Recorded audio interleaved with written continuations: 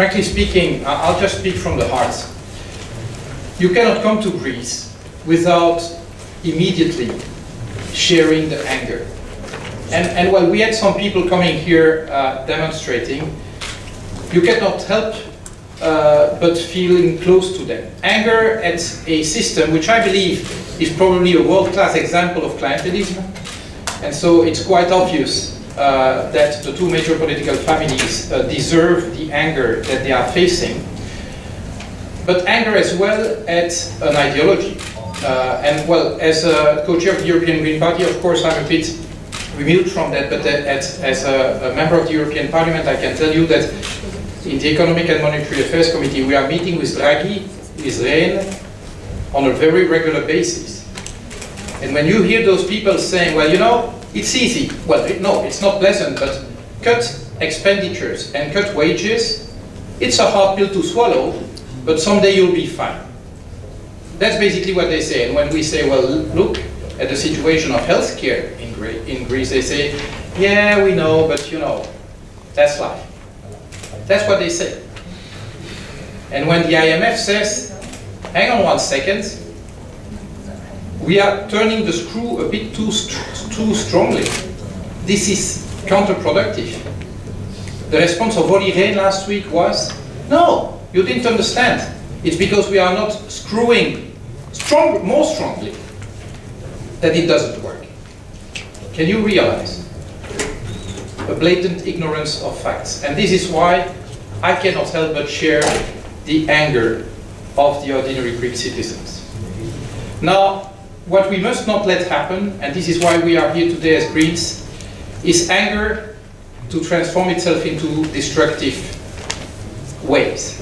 And we are also seeing that. I mean, it's all too easy for Laos or for the extreme left to say, well, let's get rid of all this. Let's get rid of Europe and we'll be fine. That is equally as simplistic and as stupid than the stupid austerity-driven ideology. And so there's room in between to provide for credible solutions, and that's what we want to say. And indeed, I'm deeply moved by what is taking place in Greece, but I also see that this country has potential. This country can become a net exporter of energy, a net exporter of energy. Can you imagine that? One of the scarcest commodities on the planet, this country might become a net exporter. This country has potential in agriculture, this country has potential in tourism and so many other domains. But how do we mobilize that potential? Well, let's recognize that there's a few ingredients that we need to get right. A, it's time. No society changes like this.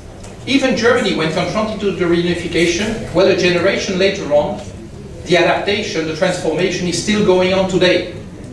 And that was one generation.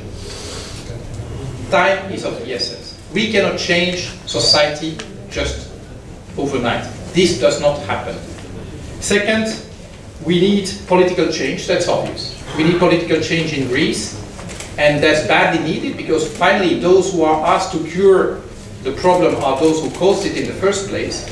So it's a bit hard to trust them doing the right thing, but we need political change elsewhere in Europe as well. And that's what the Greens are currently trying to achieve. As you may know, we have joined the French government earlier this year. I have strong hopes that we will be part of the next German coalition next year.